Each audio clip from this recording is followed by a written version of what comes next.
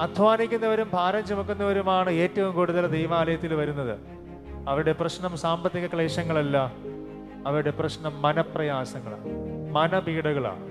ദൈവാലയത്തെക്കുറിച്ച് ശലോമോൻ ദൈവത്തോട് പ്രാർത്ഥിച്ചപ്പോ ഏറെ വില കൊടുത്ത് പ്രാർത്ഥിച്ച ഒരു കാര്യമാണ്, ദൈവമേ, ഈ ആലയത്തിൽ മനസ്സ് തകർന്ന് ധാരാളം പേര് കടന്നു വരും. അവര് നിന്നോട് നിലവിളിക്കുമ്പോ അവരുടെ നിലവിളിക്ക് നീ ചെവി ചായ്ക്കണമേ. നിന്റെ ഹൃദയം അവരുടെ മുമ്പിൽ മറക്കരുതേ. അവരുടെ മനപീഡകളെ മാറ്റിക്കൊടുക്കണമേ. നീ സ്വർഗസ്ഥനായിരുന്ന് ഈ കാര്യങ്ങൾ ഞങ്ങൾക്ക് ചെയ്തു തരണമേ എന്ന് പ്രാർത്ഥിക്കുകയാണ്. മനസ്സ് തകർന്നിട്ട് ആരുടെയെങ്കിലുമൊക്കെ അടുക്കൽ ഓടിപ്പോകരുത്. നിങ്ങളുടെ മനസ്സ് തകർന്നാൽ നിങ്ങളെ രക്ഷിക്കാനായി ദൈവം വച്ചിട്ടുള്ള ഒരു സ്ഥലമാണ് നിങ്ങളുടെ ദൈവാലയം.